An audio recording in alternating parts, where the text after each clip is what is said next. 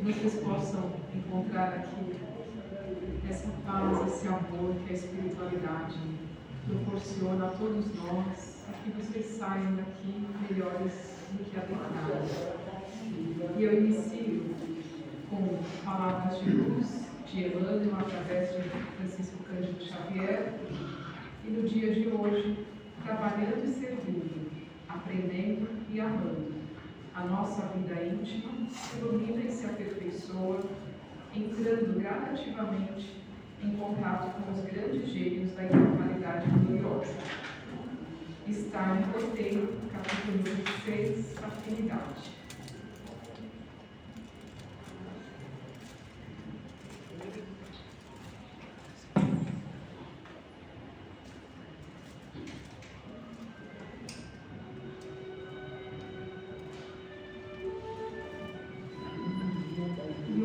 Vocês a se sentarem confortavelmente. Vamos fechar os nossos olhos, elevar os nossos pensamentos ao nosso amado Mestre Jesus. Vamos agradecer imensamente a Deus pela oportunidade de estarmos aqui hoje, nesta tarde,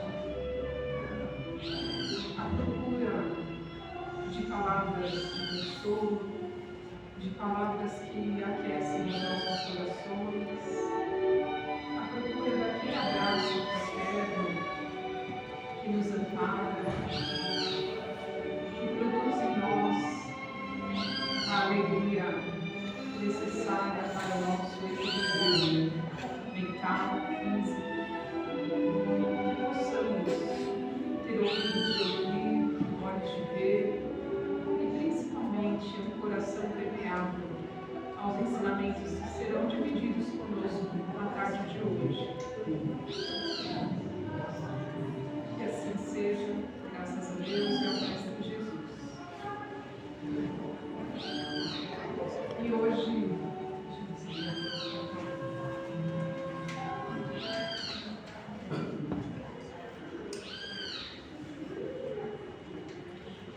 hoje, a palestra é do João, e a palestra é sobre que buscais. Está em capítulo 1, em João também, versículo 38. Caminho, verdade e vida, capítulo 22. Boa tarde a todos. Boa tarde. Que Jesus possa nos abençoar essa tarde. Nessa pergunta tão pequena, né? Que os pais, nós temos uma possibilidade que nós nem imaginamos. Esta passagem, ela se dá em uma das primeiras falas de Jesus. Ela ocorre ali no início do seu ministério, quando Jesus estava iniciando, formando o seu apostolado. E dois dos discípulos de João Batista, o André, irmão de Simão Pedro, e o João Evangelista, estavam ali naquele momento,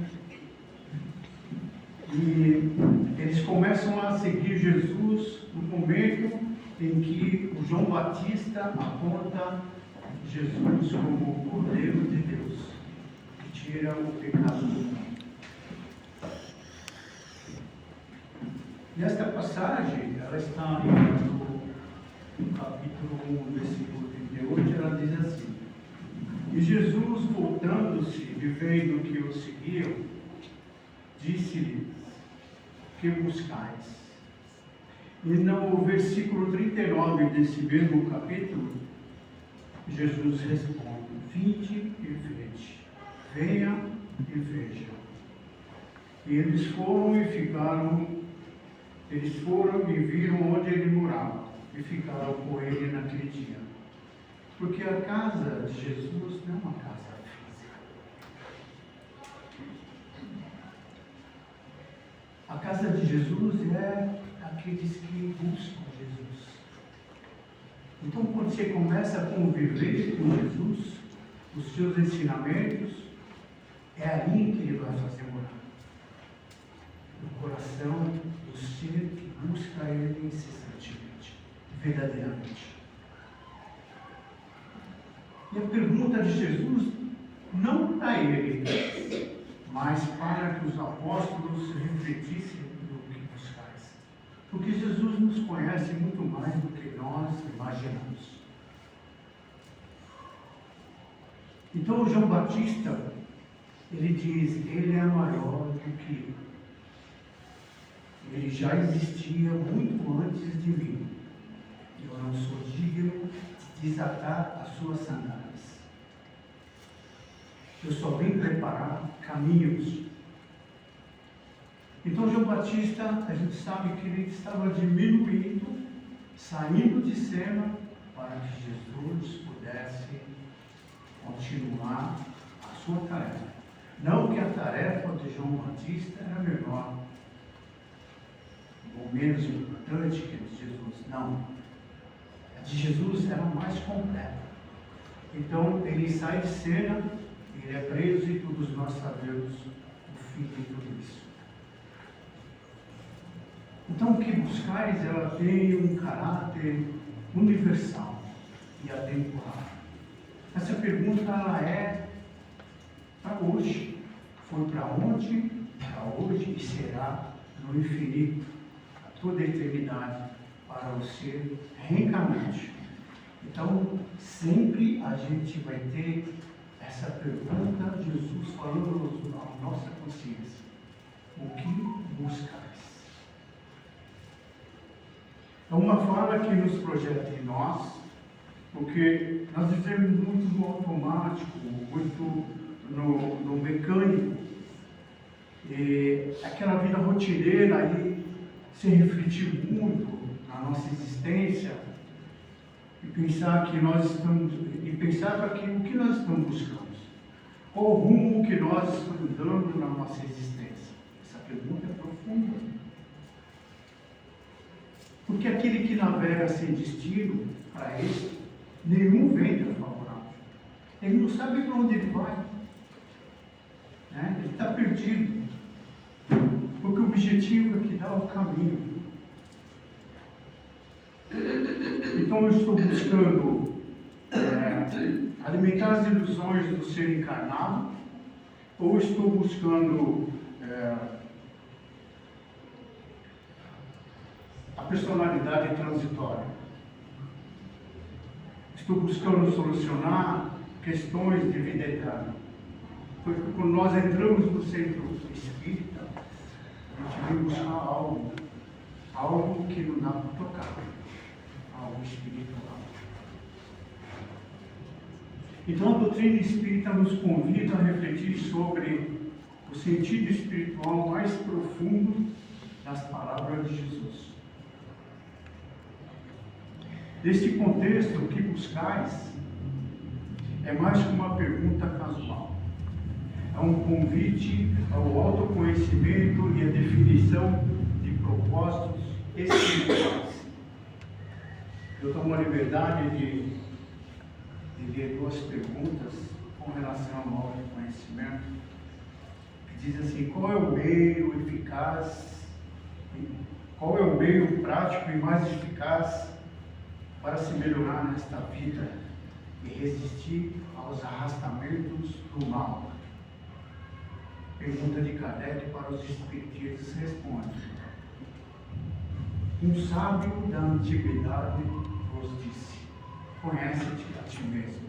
Nós nos conhecemos verdadeiramente?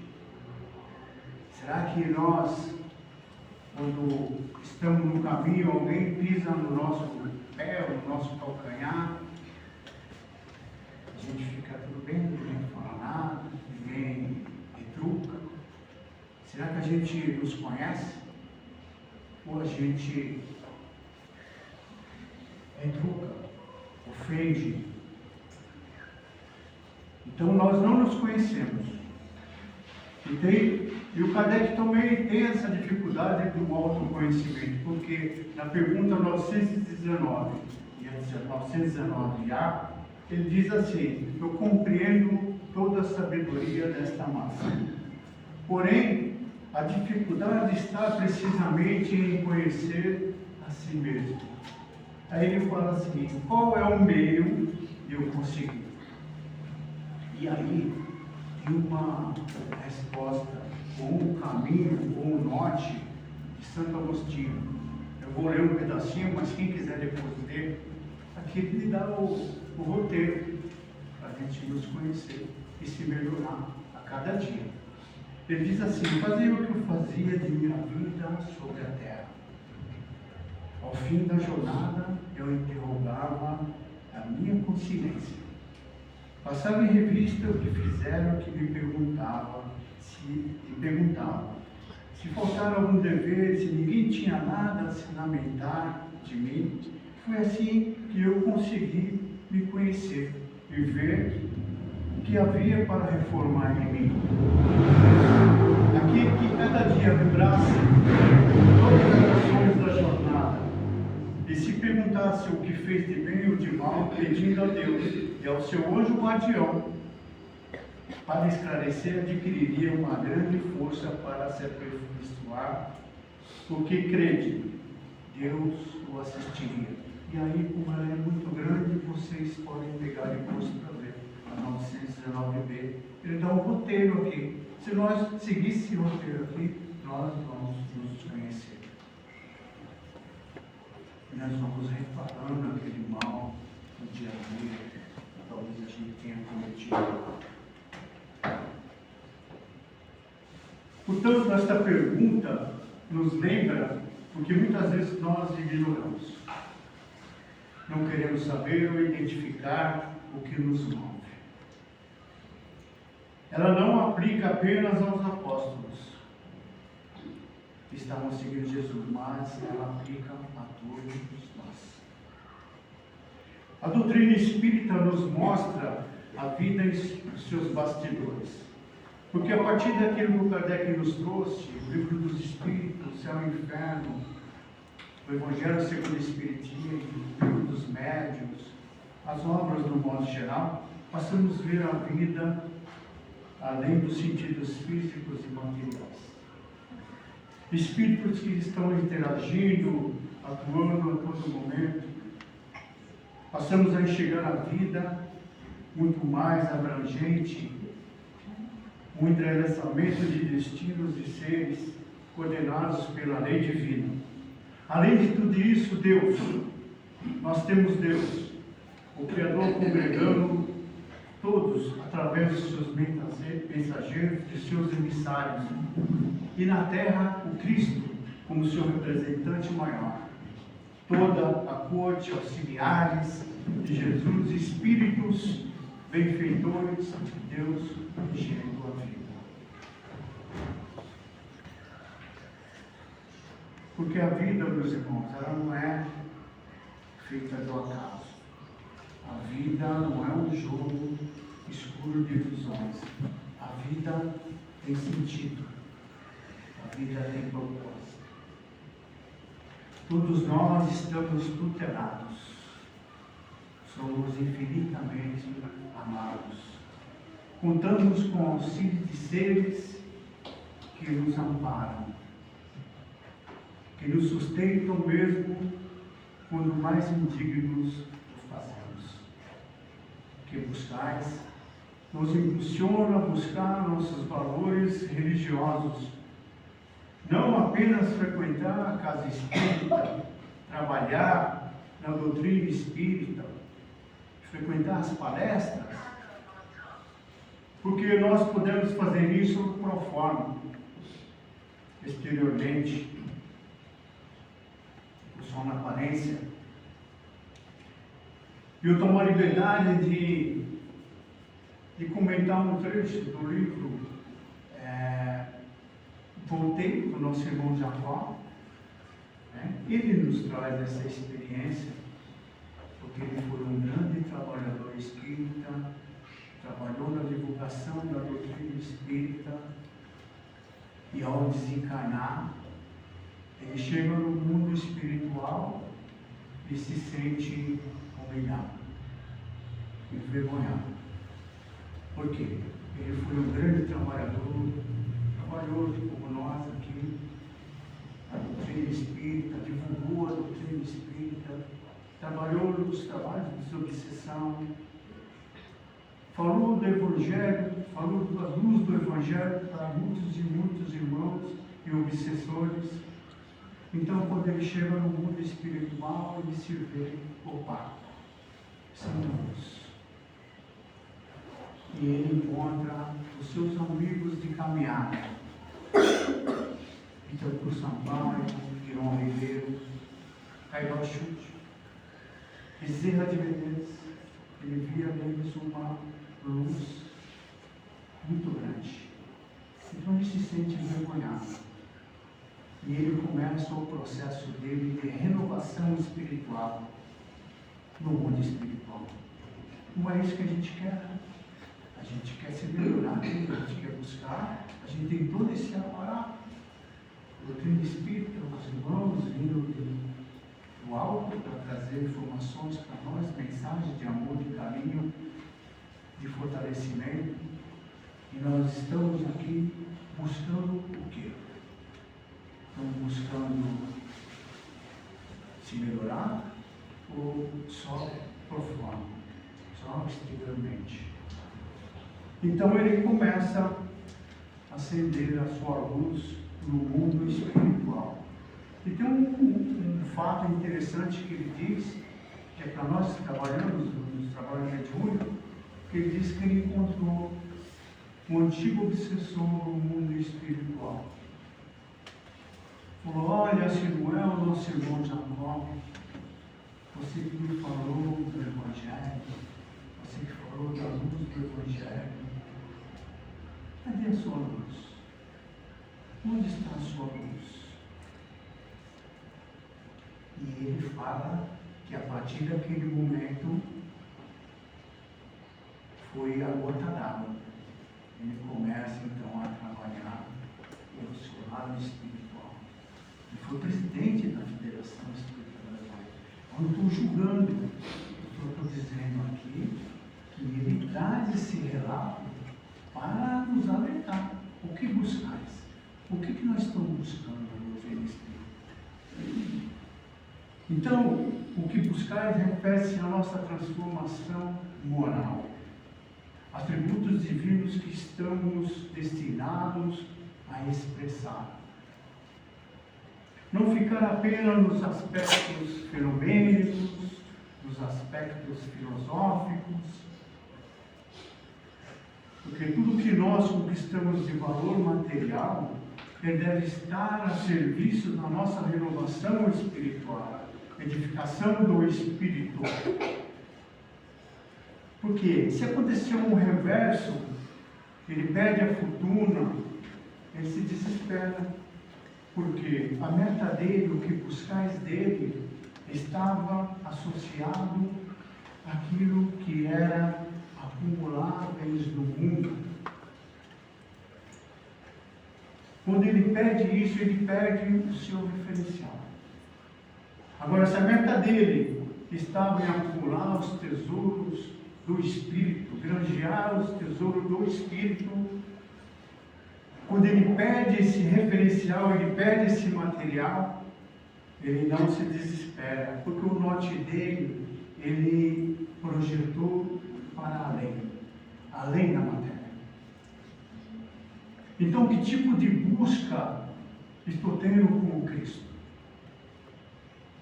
Alimentar as minhas paixões transitórias, que podem ser perdidas a qualquer momento.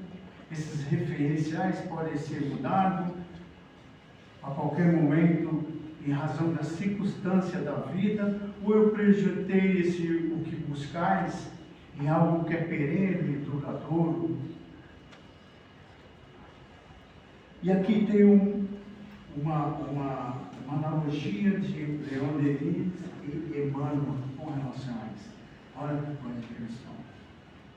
Eles dizem assim: as religiões de um modo geral, as revelações, são como uma gota pura, límpida e cristalina, pendendo num galho. Uma vez que ela toca, cai na terra, cheio de poeira, ela se torna poeira lamacenta. É o que vira muitas vezes a nossa experiência religiosa. O conhecimento que vem que vem do alto, é uma gota límpida, pura e cristalina.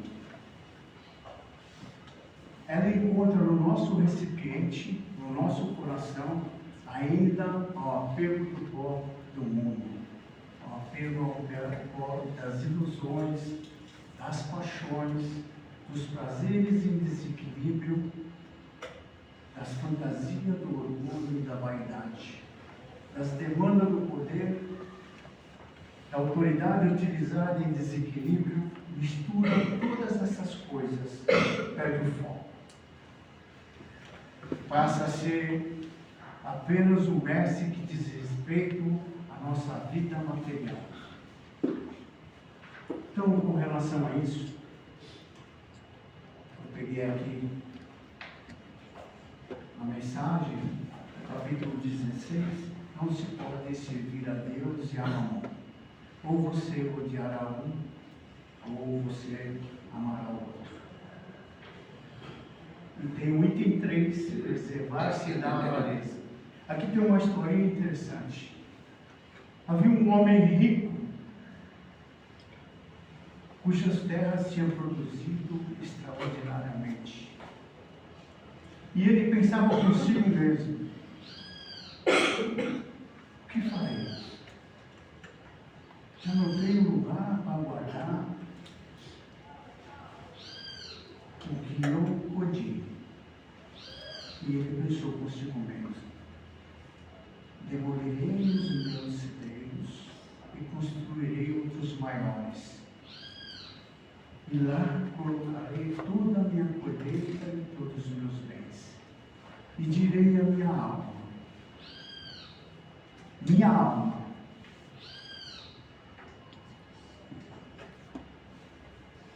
tens de reserva muitos bens para longos anos.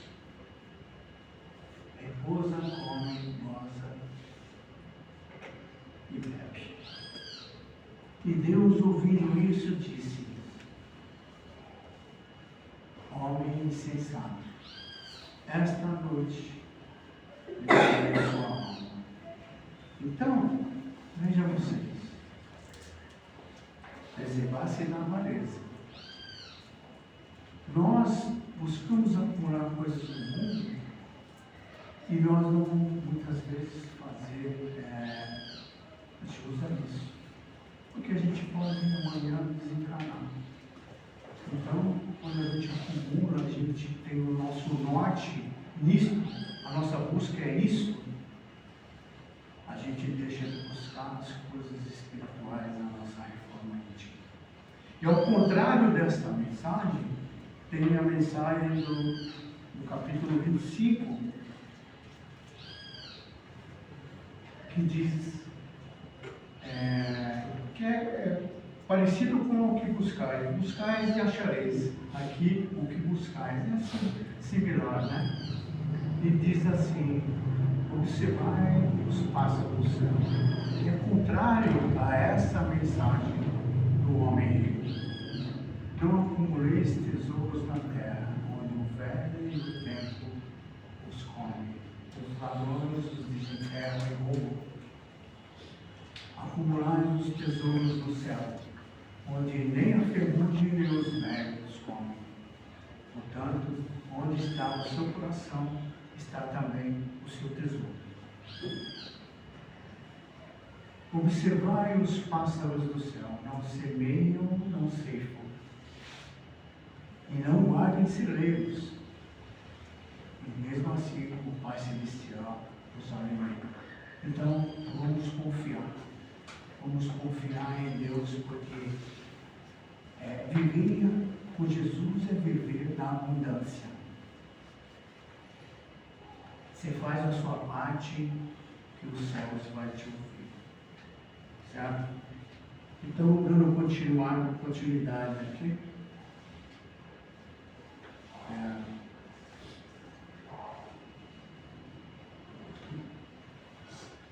Então, o tipo de busca que estou tendo com Cristo, alimentar minhas paixões transitórias, né, que eu já falei, e eu lembro no início, eu voltei no que eu até me perdi. Então, é assim, no que Jesus nos ampara nas demandas materiais do mundo. Jesus nos ampara nas demandas materiais do mundo. Tanto é que tem uma mensagem, né, que ele diz assim, o Espírito de Verdade, a Kardec: se não te auxiliasse nas questões materiais do mundo, seria não te amar. Então, os bens materiais, eles são necessários. São necessários para nos ajudar na nossa trajetória. Mas qual o valor eu estou dando para essas coisas transitórias? Eu estou dando esse valor a mais do que as espirituais, então eu posso sofrer. Então vamos buscar as coisas espirituais para a gente poder se elevar e voltar melhor. E aqui ó, eu tenho duas passagens de Jesus, que diz assim: eu vim para que tenham vida e que tenham em abundância. Mas buscai primeiro o reino de Deus e a sua justiça, e todas as coisas vos serão acrescentadas. Então, meus amados irmãos, qual o nosso objetivo aqui na Terra? Se nós, por exemplo, tivéssemos a certeza que hoje nós iríamos desencarnar. Se você entrou aqui no portão da nossa casa e Jesus estava lá perguntando para você: o que buscais? Se você tivesse a certeza que você ia desencarnar hoje, quando saísse daqui, não estou falando que alguém aqui vai desencarnar. Não. Se você entrou aqui no centro espírita, preocupado com o que você vai fazer depois que você sair daqui. Se você entrou aqui preocupado com o seu salto na conta corrente, se você tiver certeza que você irá desencarnar quando sair daqui, o que isso vai ajudar? Para você não, para quem vai ficar assim. Então, possamos nós buscar as coisas do céu, como Jesus sempre falou. Porque o que buscar é profundo, ela vai surtir efeito na nossa vida em várias encarnações. Jesus falou isso há mais de 2000 anos. E ela é tão atual para nós. Portanto, meus amados irmãos, eu deixo uma pergunta para vocês refletirem a vida de cada um de vocês. Se Jesus perguntasse hoje para vocês: o que buscais? O que vocês responderiam com toda a sinceridade da alma? Fica essa pergunta para vocês. Coloca isso na consciência do Espírito. Vocês estão buscando. Quando vocês vêm à casa espírita, o que vocês estão buscando quando vocês abrem o Evangelho, quando vocês vêm para a casa espírita trabalhar? O que buscais? É muito profundo isso. O tempo passa. Um dia nós temos um bilhete de ida, de vinda e de volta. Todos nós vamos voltar. Então, o que nós estamos buscando com Cristo. Eu agradeço a atenção de vocês e espero que eu tenha agregado alguma coisa para vocês dessa lição de hoje, tá bom? Obrigado.